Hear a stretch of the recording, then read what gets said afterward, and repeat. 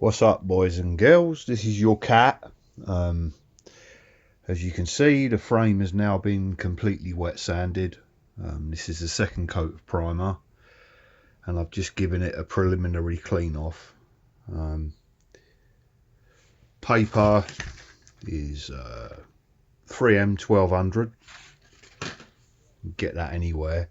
Don't use the cheap stuff because basically the finish, it just fucking falls off. It's useless. I've been around everything on this stage, the second coat of primer. Try to avoid the welds, yeah, because the welds are high spots and all you'll do is rip the paint straight off of them. Talking of high spots, you can see that we've got one here. It's probably a piece of welding slag or something like that. There's a couple of dents in the frame, tiny little dents. I can't remember where they are now. I think they're in the down tube. But because I don't like hiding damage, yeah, if a frame's too damaged, I won't fucking buy it. If a frame's got character, I know a lot of people say, oh, original finish only, but at the end of the day, if the bike hasn't got the original finish on it, then I couldn't give a shit. It's whatever, man. So what I would do in that case is, if the dent is massive, I just won't buy the frame.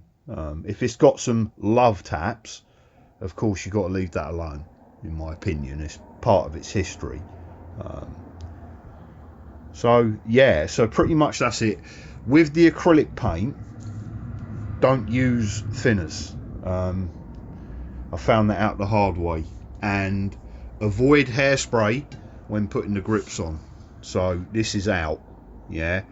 Now this works in a lot of situations. This I nicked off my mother. This is yeah, it's a stronghold, so it dries really quick and it works, and I don't give a shit what other people use. That's cool beans, man. Use what you want to use. It's your call, but don't use acetone or thinners on acrylic paint because it will melt it.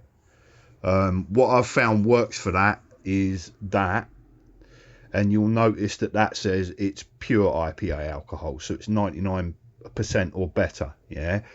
Rubbing alcohol will have like minerals and shit in it because you're putting it on your skin, yeah. You don't want that on here because it will leave a residue, and obviously any residue is not good for paint. Now, talking of paint, this is now ready for the base coat, which will be a House of Colour flat-ish silver with some sparkle in it, yeah. The problem is that even after you've cleaned it with the IPA, you're going to have bits on it, right? Now this is the kitchen towels I use, or rather as we call them here, kitchen rolls, yeah. And these are good ones, so they don't fall apart and they don't delaminate terribly, and they actually work without leaving shit all over your frame.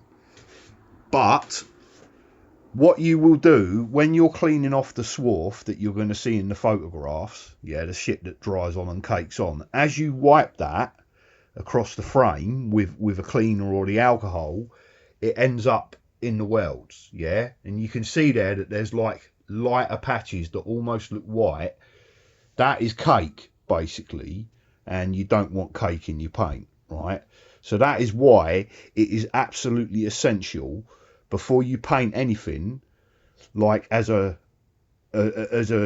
serious coat, yeah. So if you're putting something down and you're not going to sand it all back and piss around, you really need to use a tack cloth. They're not expensive, they're peanuts, but they keep your welds looking good. Again, a serial number, yeah.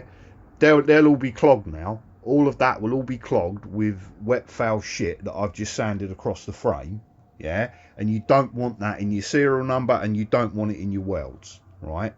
So I might do a video on tack clothing and give you an idea of how to do it. But obviously, once my hands are filthy, rotten, dirty, I'm not picking up cameras and expensive equipment. So unfortunately, that's going to be the way it goes. That's why I didn't film me sanding this, because as you can see from the paper, it's filthy and it's dirty, and I've already cleaned my hands with alcohol and done all that before picking up my camera. So hopefully that'll help you boys out. I might try and get some sort of way of holding up the phone so I can show you how I paint, yeah, because again that's really important. But basically you don't want to just start like, I hate the guys that do this shit, yeah, don't ever do that, right, because then you're just going to create blotches on your paintwork, right. You start the can about here and you come all the way around the frame and you follow it, right. Don't stop, because if you stop, then when you go over it again you're going to get overlap, right. And on a tube is really easy to paint. This is why bikes look really good when they're all painted up. A panel's a lot harder, but on tubes you got other things to watch out for, like blotching, yeah. So if you stop and then you overlap, you're going to get overlap. If you do this shit that I've seen people doing, do you know what I mean, you're going to end up with a fucking polka dot bike. Don't do that either. Now obviously this video is not going to be suitable for kids. I'm a BMX rider.